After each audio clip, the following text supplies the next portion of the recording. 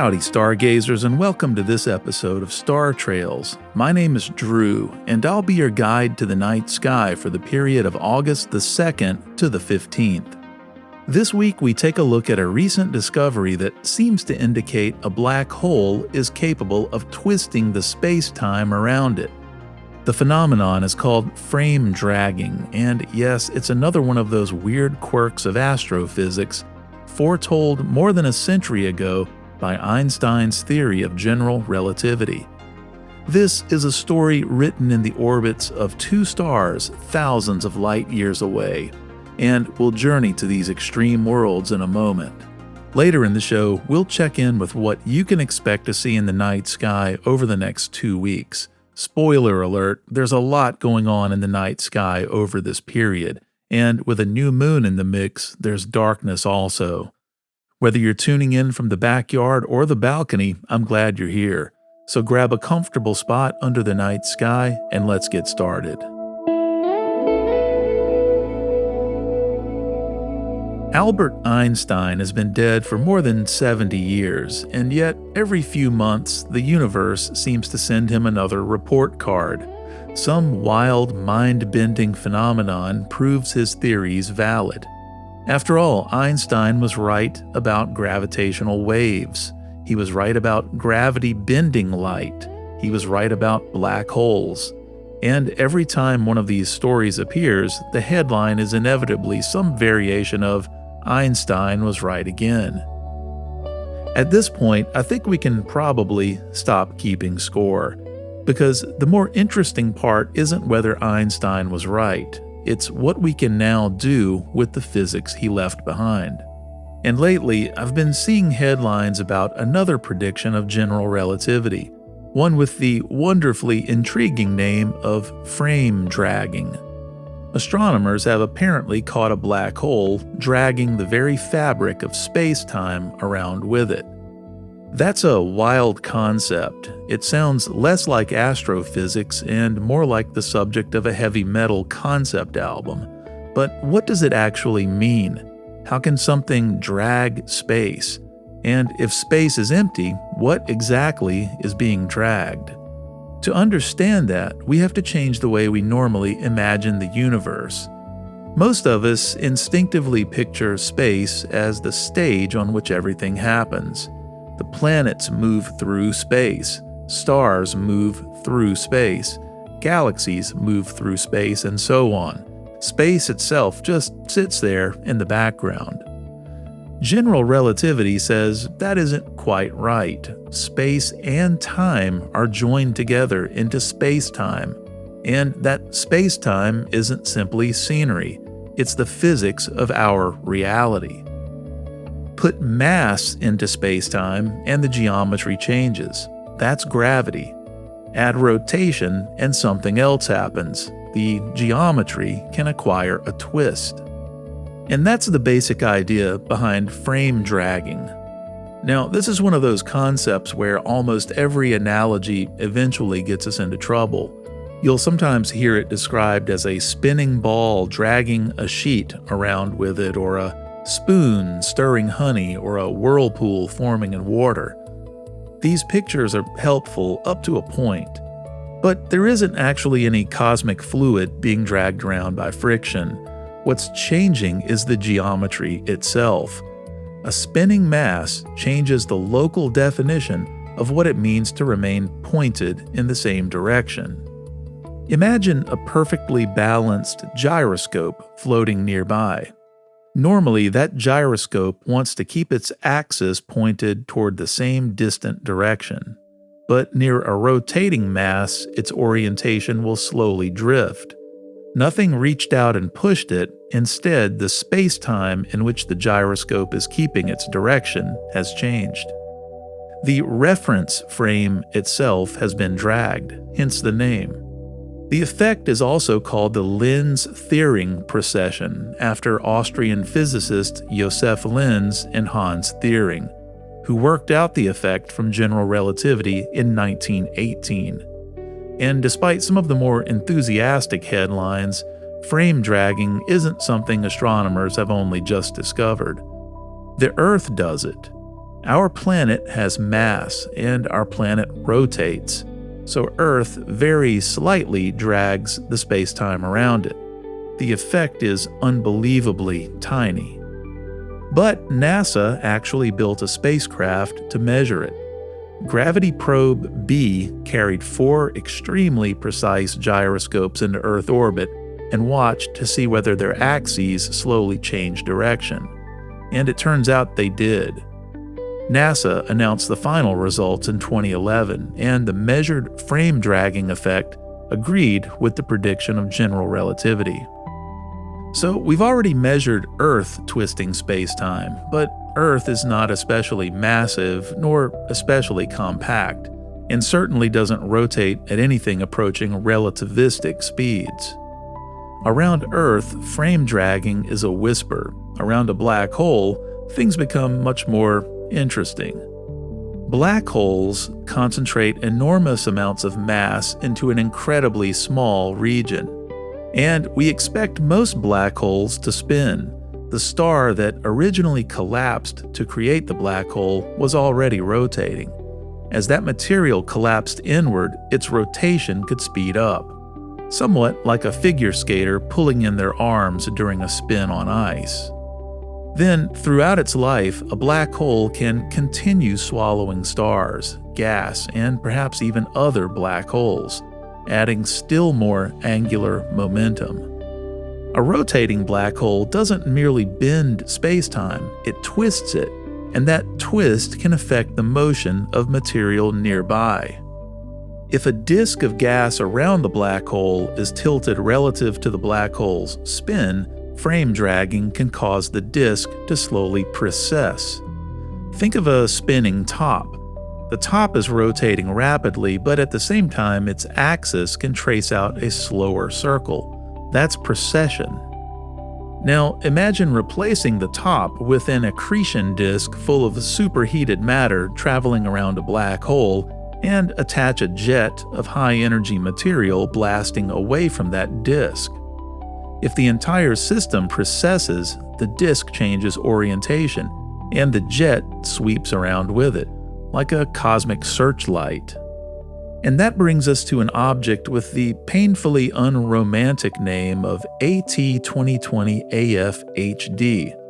Astronomy's filing cabinet has never been known for poetry. AT 2020 AF-HD was first detected in 2020 in the center of a distant galaxy. Then, in early 2024, it dramatically brightened. Astronomers concluded that a star had wandered too close to the galaxy's central supermassive black hole. And that's a very bad place for a star to wander. The difference in gravity between the near side of the star and the far side became so enormous that the star was pulled apart. Some of the wreckage escaped, some fell toward the black hole, and that material formed a hot disk around it. We call this a tidal disruption event. I like to think of these events as nature throwing a bucket of luminous paint into a machine we can't normally see. The black hole itself remains dark, but suddenly we have glowing material moving through the warped space-time around it. And in AT 2020 AF-HD, that glowing material began doing something very interesting. The X-rays from the system started getting brighter and dimmer on a cycle of about 19.6 days. Not a subtle change either. At the peaks, the X-ray emission was more than 10 times brighter than it was at the lows. And at radio wavelengths, astronomers saw another large variation. The really important part was that the radio and X-rays were changing on nearly the same rhythm. That's unusual because those signals aren't necessarily coming from exactly the same place. The X-rays tell us about the extremely hot material near the inner accretion disk. The radio emission traces material farther out, associated with the jet. And yet both seem to be keeping the same beat, about once every 20 days. The disk and the jet appeared to be moving together. Astronomers modeled the system and found that a tilted disk and jet precessing around the black hole's spin axis could reproduce this pattern. In other words, the spinning black hole appeared to be dragging the surrounding spacetime strongly enough to make the entire system wobble. Now, I'd like to be careful about the way we say that. Nobody took a photograph of twisted spacetime. We can't do that. Instead, astronomers watched matter moving through that spacetime and reconstructed what must be happening. It's a little like watching trees bend on a windy day. You can't see the wind itself, but you can certainly see what the wind is doing. In this case, the shredded remains of a star became our indicator. The black hole twisted the spacetime, the tilted disk responded, the jet responded, and from hundreds of millions of light years away, our telescopes saw the whole thing keeping time, every 19.6 days.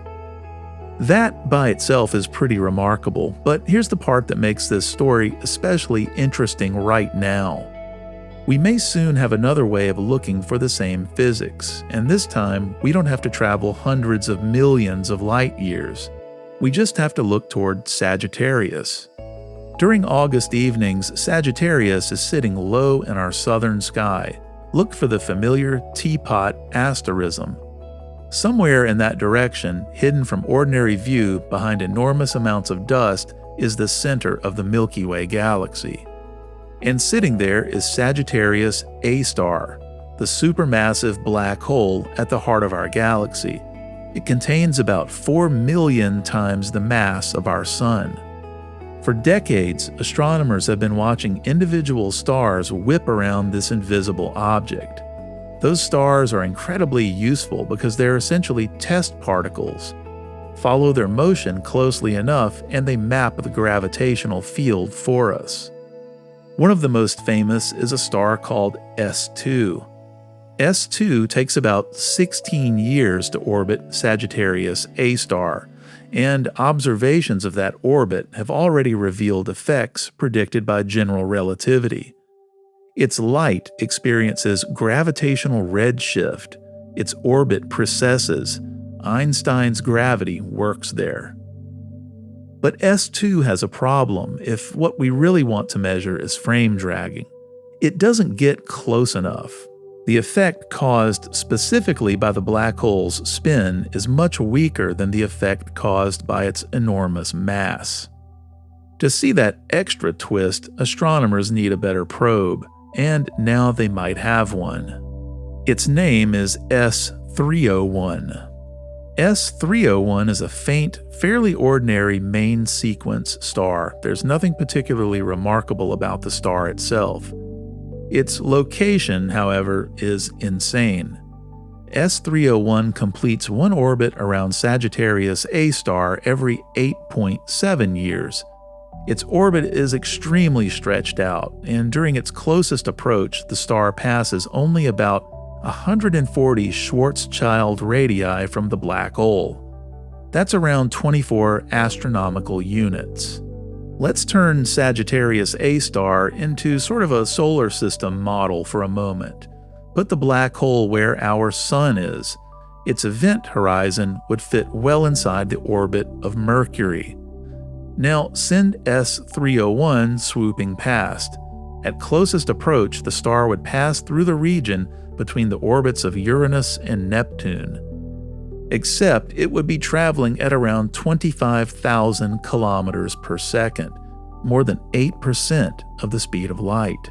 Again, a star moving at 8% of the speed of light. That's the kind of sentence that makes me love astronomy. At those speeds, this is no longer an orbit you can fully describe with Newtonian physics. Relativity starts leaving visible fingerprints. S301's orbit itself precesses dramatically. Instead of tracing the same ellipse again and again, the orientation of that ellipse shifts by roughly 2 degrees during every revolution. Most of that shift comes from the curvature of spacetime created simply by Sagittarius A star's enormous mass. That's the same basic type of relativistic orbital precession we've measured around S2 and, on a vastly smaller scale, in the orbit of Mercury. But S301 dives much closer to the black hole than S2 does. close enough that astronomers think there may be another, smaller signal buried in its motion, evidence of frame dragging. If Sagittarius A star is rotating, the spacetime around it should twist, and that twist should very slightly change the path of S301. The effect is small enough that we probably aren't going to watch one orbit and immediately announce how fast the black hole is spinning. But calculations suggest that after several revolutions, the predicted orbit around a spinning black hole should separate enough from the predicted orbit around a non-spinning black hole that modern instruments may be able to tell the difference. And that's another amazing idea. We may eventually measure the spin of the black hole at the center of the Milky Way by watching a star repeatedly fall past it. S301 essentially becomes a space probe, one that nature put there for us. And S301 may have another story to tell. Its orbit is so wildly elongated that astronomers suspect it may once have belonged to a binary star system. Imagine two stars orbiting each other as they approach Sagittarius A star. The black hole's gravity pulls the pair apart. One star receives enough energy to be flung away from the galactic center at tremendous speed. The other loses energy and is captured into a tight orbit around the black hole. That's called the Hills mechanism. And just within the past few weeks, another group of researchers has raised a fascinating possibility. S301 may be the captured former companion of a known hypervelocity star called S5HVS1. We already have good evidence that S5 was launched from the center of the Milky Way, and when researchers worked backward from its mass and motion, S301 turned out to look remarkably like the kind of companion that should have been left behind. That connection is not established yet. The researchers themselves say better measurements will be needed, but consider the possibility. One binary system wanders too close to Sagittarius A star. The black hole tears the pair apart. One star is fired out of the galactic center, the other remains behind, trapped on one of the most extreme stellar orbits we've ever measured. And now, millions of years later, we may be using both pieces of that ancient gravitational encounter to reconstruct what happened. And this brings us back to black hole spin, because despite what we usually see in illustrations, a black hole doesn't have a visible surface with a mark painted on it. We can't watch the mark come around once per revolution and start a stopwatch. So astronomers have to measure that spin indirectly. One approach examines the hot material in an accretion disk. The spin of a black hole changes how close matter can maintain a stable orbit, which changes the temperature and spectrum of the inner disk. Another approach is the one we've just been discussing: watch something precess. If you know the black hole's mass and understand the geometry of the system, frame dragging can reveal information about the spin. That's what makes AT 2020 AF HD useful, and that's what may eventually make S301 useful. There are even new ideas involving polarized light. Jets around black holes contain charged particles moving through enormous magnetic fields, and the radio light they produce can be polarized. That polarization carries information about the magnetic field, the jet, and the environment immediately around the black hole. Telescope observations suggest that some of these polarization patterns may eventually help constrain spin as well. We're not quite there yet. Current observations tell us more about things like magnetic field geometry and the relationship between the disk and the jet than they do about the exact spin of the black hole. But that's changing, and the important part is that astronomers are developing several independent ways to attack the same problem: accretion disks, precession, stellar orbits, polarization. None of these are perfect, but when different techniques begin converging on the same answer, confidence goes way up. And knowing a black hole's spin isn't just collecting another number for the catalog. Spin is history. A black hole that spends millions of years feeding steadily from material rotating in one direction can build up angular momentum. A black hole assembled through chaotic mergers and material arriving from many different directions can end up with a very different spin. That rotation can affect how matter behaves near the event horizon. It can influence the tremendous jets launched from the region around the black hole. And those jets can carry energy far beyond the black hole itself, heating gas and influencing the evolution of entire galaxies. So when astronomers measure black hole spin, they're doing a kind of archaeology. They're asking, how did this thing grow? What has it eaten? What happened to it along the way? And what has it done to the galaxy around it? Which brings us back to those "Einstein was right again" headlines. Yes, Einstein was right again. Lenz and Thirring took general relativity and showed that a rotating mass should twist the spacetime around it. Gravity probe B measured that tiny twist around Earth. Astronomers watched the wreckage of a star apparently wobble under the same effect beside a distant supermassive black hole. And now, at the center of our own galaxy, S301 may be giving us the chance to watch frame dragging affect the orbit of an actual star. A century ago, this was almost impossibly subtle consequence hiding inside a set of Einstein's equations. Today, we're using it as a tool. We're using the motion of matter to map something we can't see. We're using a wobbling disk to study one black hole.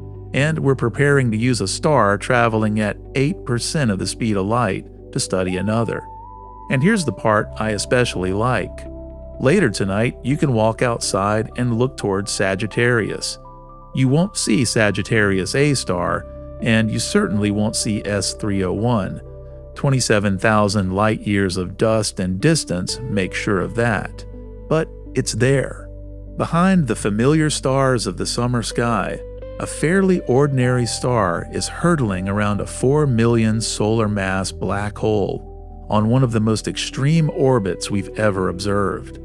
And as it moves, it may eventually show us that space-time itself is being pulled around beneath it.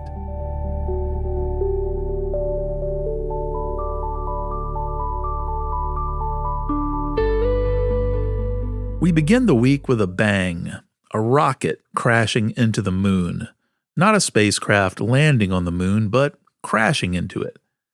During the early morning hours of Wednesday, August 5th, a spent upper stage from a SpaceX Falcon 9 rocket is expected to collide with the lunar surface. The rocket launched back in January of 2025, carrying the Blue Ghost and Hakuto R lunar landers toward the moon. After completing its job, the upper stage was left in a highly elongated orbit around Earth. That orbit eventually brought it back near the moon, and astronomers now calculate that the stage should strike the lunar surface at approximately 6:35 UTC on August the 5th. Here in the United States, that's around 2:35 a.m. Eastern Daylight Time. The predicted impact point is near Einstein Crater. The rocket stage will strike sunlit terrain, and researchers say there are at least two things observers might potentially detect: a very brief flash at the moment of impact, and a plume of ejecta thrown above the lunar surface afterward. And I want to emphasize the word potentially. Nobody is promising you're going to look through a backyard telescope and see a giant explosion on the moon. The actual brightness of the impact flash is uncertain, and the event may be difficult even for professional observatories to record. But an international team of researchers is organizing observations, and amateur astronomers are specifically being encouraged to try. The moon will be above the horizon for much of the eastern half of North America at the predicted impact time. So, if you happen to own a telescope and a camera capable of recording the lunar limb, this is one of those wonderfully strange opportunities where it might be worth pointing the equipment at the moon just to see what happens. And even if nobody catches a spectacular flash, scientists should eventually be able to locate the fresh crater and compare it with the impact predictions. And while we're talking about objects moving through the solar system, we also have a comet worth looking for. Comet 10P Tempel is making one of its regular visits to the inner solar system, and the timing is almost perfect. 10P Tempel is a short-period Jupiter family comet that circles the Sun roughly once every 5.4 years. It reaches perihelion, the closest point in its orbit to the Sun, on August the 2nd, and then makes its closest approach to Earth on August the 3rd at a distance of about 0.4 of an astronomical unit. As I'm recording this, the comet has been hovering around magnitude 8 or 9 and is expected to peak somewhere around the 8th magnitude. That means this is not a naked eye comet. But from a dark rural location, it's been visible in ordinary 10 by 50 binoculars, and a small telescope should make it considerably easier. Sky and Telescope reports that even a 4-inch instrument may be enough from the outer suburbs once the moon gets out of the way. Look for the comet low in the southern part of the sky, moving from eastern Capricornus toward Pisces Austrinus. For observers at mid-northern latitudes, it doesn't get especially high, so this is one where a clear southern horizon will help. It clears the thickest horizon haze around 11 p.m., but your best views will probably come after midnight, with the comet highest around 3 in the morning. And conveniently, the bright moon becomes less and less of a problem during the first week of August. By around August the 4th, darker skies return for comet hunting. Through binoculars, don't expect some enormous Hale-Bopp-style object with a sweeping tail. You're looking for a small fuzzy patch that doesn't quite look like a star. And honestly, this is part of the fun. Finding an 8th magnitude comet yourself, knowing that you're looking at a little chunk of ice and dust making another 5-year lap through the inner solar system, is still pretty satisfying.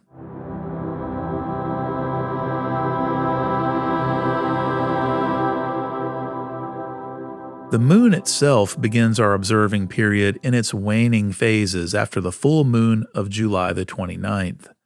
It reaches last quarter on August the 5th and then continues shrinking toward new moon on August the 12th. That disappearing moon creates some excellent observing conditions as we move toward the middle of the month. And it also gives us a handy guide to several planets. On the morning of August 3rd, look for the waning moon near Saturn. Saturn is now rising before midnight and stands up well in the southern sky before sunrise, looking like a bright golden star. A telescope will, of course, reveal the rings. A few mornings later, on August 8th and 9th, the shrinking crescent moon moves over towards Mars. Mars is still very much a morning object. It isn't particularly spectacular right now, but it's gradually climbing higher into the pre-dawn sky and will spend the rest of this year getting brighter as Earth begins catching up with it ahead of its next opposition in February of 2027. Look east before sunrise and use the crescent moon as your guide. Mars will appear as the reddish point nearby. Mercury is also having a good run in the morning sky. We've just passed its greatest western elongation. Look very low toward the east as dawn begins to brighten. Mercury will still be fighting the twilight, but this apparition is particularly favorable for northern hemisphere observers. As the month continues, Mercury drops back toward the sun, but actually gets brighter. And on the morning of August the 15th, it has a fun little encounter with Jupiter. Jupiter has spent part of the summer essentially lost in the sun's glare after passing behind the sun at the end of July, but by the 15th it will begin poking back into the morning twilight. About half an hour before sunrise, Mercury and Jupiter should appear only about 0.6 of a degree apart. That's barely more than the width of the full moon. You'll need a very clear eastern horizon, and binoculars may help. At the opposite end of the day, Venus is still putting on a show. Venus is the brilliant object in the western sky after sunset throughout this observing period, and on August the 15th it reaches greatest eastern elongation. That means Venus is about as far from the setting sun as it gets during this evening appearance, around 46 degrees, and it will shine at a blazing magnitude of about minus 4.4. You won't have any trouble seeing it. And just as our observing window closes on the evenings of August the 15th and 16th, a young waxing crescent moon joins Venus in the western twilight. On the 16th, the moon is only about 15% illuminated, with Venus nearby and the star Spica also in the neighborhood. That should make a very nice early evening grouping and probably a good target for a phone camera or a simple wide-angle photograph. But the big naked eye event of these 2 weeks is the Perseid meteor shower, and this year we finally get lucky. The Perseids peak around the night of August the 12th into the morning of the 13th, and the new moon falls on August the 12th. That means essentially no moonlight. The American Meteor Society describes conditions for the 2026 Perseids as optimum, with normal rural sky rates commonly around 30 to 50 meteors per hour near maximum. The theoretical hourly rate can reach around 100 under ideal conditions. Now, as always, don't take that 100 meteors per hour figure to mean that you're guaranteed to stand in your driveway and see one meteor every 36 seconds. That's not exactly how the hourly rate works. Real-world numbers depend on your light pollution, how much sky you can see, where the radiant is, clouds, trees, how long you actually stay outside, and whether your neighbor has decided that 3 in the morning is a good time to illuminate their entire property like a football stadium. But this is still about as favorable a Perseid setup as we can ask for. The shower is active for weeks, but the best viewing should come late on August the 12th, and especially during the dark pre-dawn hours of August the 13th. As always, you don't need a telescope or binoculars. In fact, those will make things worse because you want to see as much sky as possible. Find the darkest place you reasonably can, get comfortable, give your eyes half an hour or so to adapt, and look generally toward the darkest part of the sky. The meteors appear to radiate from Perseus, but they can flash across almost any part of the heavens.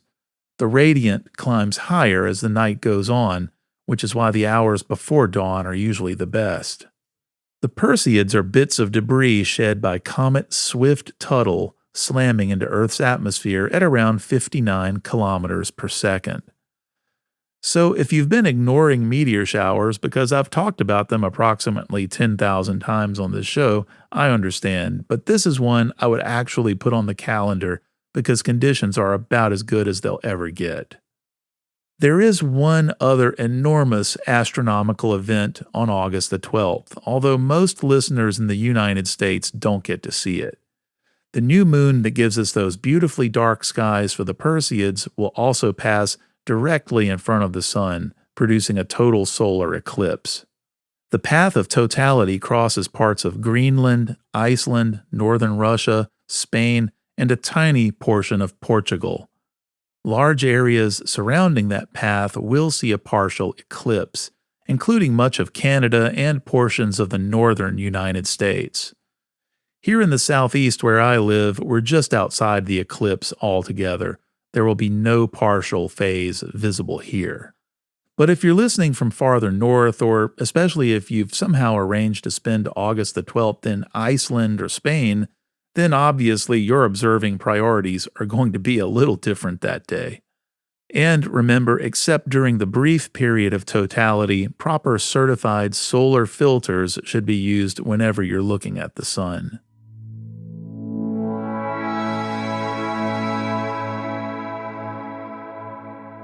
Finally, before we leave the solar system this week, there's an anniversary that slipped past us by just a few days, and I don't want to let it go completely unnoticed. On July the 20th, 1976, that was 50 years ago, NASA's Viking 1 lander successfully touched down at Planitia on Mars. About 40 minutes after mission controllers received confirmation of the landing, an image slowly began appearing on their monitors, line by line. Rocks, dust, a piece of the spacecraft's own footpad. It was the first time we saw Mars from the surface. It's difficult now to appreciate just how extraordinary that must have felt. Today we've seen panoramas from Mars, we've seen sunsets on Mars, we've watched rovers drill holes, climb hills, and take selfies. We've even flown a little helicopter through the Martian atmosphere. We'd photographed Mars through telescopes, spacecraft had flown past it. Mariner 9 had mapped much of it from orbit. But in 1976, Viking gave Mars a horizon. For the first time, there was dirt in the foreground, rocks in the distance, a sky above them, and a machine built on Earth sitting in the middle of it all. Viking 1's science package included experiments designed specifically to search the Martian soil for possible signs of life. It became the beginning of a continuous scientific question that every Mars lander and rover since has inherited in one form or another. Was Mars ever a place where life could exist? And this anniversary strikes me personally because that first picture of Mars has existed for almost exactly as long as I have. For essentially my entire life, humanity has known what it looks like to stand on another planet and look across the ground. There are moments in exploration when a world stops being a point of light and becomes a place. For Mars, Viking 1 was one of those moments. That's going to do it for this week. If tonight's episode sparked your curiosity or maybe gave you something new to think about the next time you look up, I'd be honored if you shared star trails with someone who might enjoy the journey. You can always find the latest episodes, show notes, and extras at startrails.show. And if you'd like to help support the show, there's also a little Buy Me a Coffee link on the site. It genuinely helps keep these stories coming. Be sure to follow Star Trails on Blue Sky and YouTube. Links are in the show notes. Until we meet again beneath the stars, clear skies, everyone.